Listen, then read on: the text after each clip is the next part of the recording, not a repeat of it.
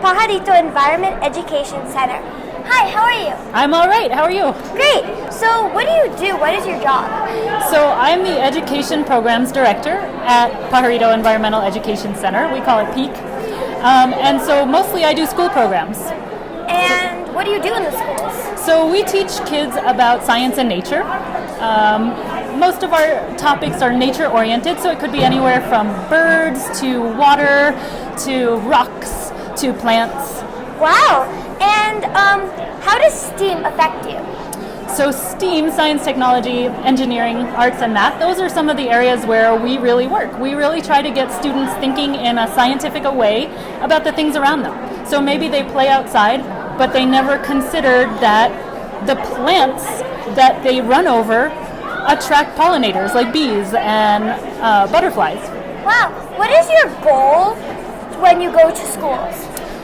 When we go to schools, we want to get the kids to realize their connections to nature, right? So I gave one example about flowers that might be on your playground that you run over every day, but you never think about them.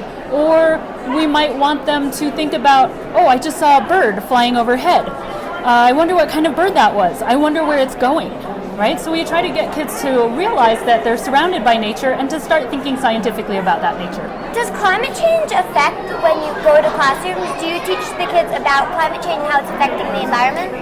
Yeah, we really try to do that. So what we want them to first realize is what is in their environment, but then after that, that sets a foundation for them to start thinking about, is this going to change?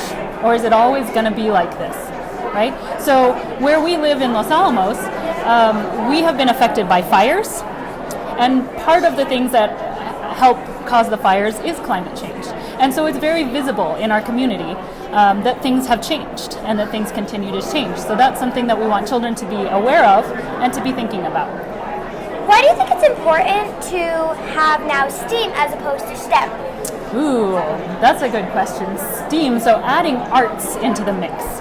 I think that science and engineering and math and technology, those are all very creative subjects, but people don't always see them that way. Sometimes people see them as things where I learn how to do something and I need to do it in this particular order, and that's what science or math is.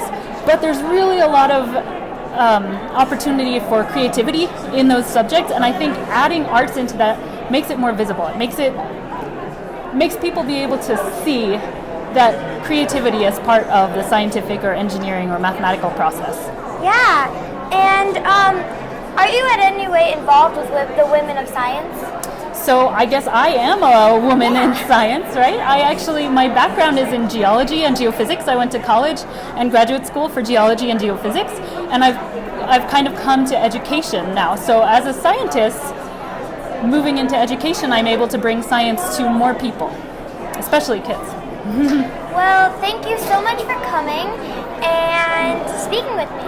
Thank you. It was really nice to talk to you. Thank you. That was excellent. That was awesome. That's She did a great job. How I got after like a year into my interviewing experience. That was really nicely done. Yeah, it was. You sounded great. Did you crush it? She literally crushed it. Thank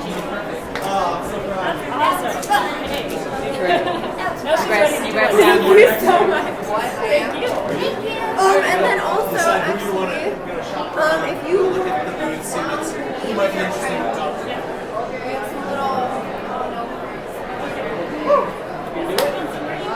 It's fine.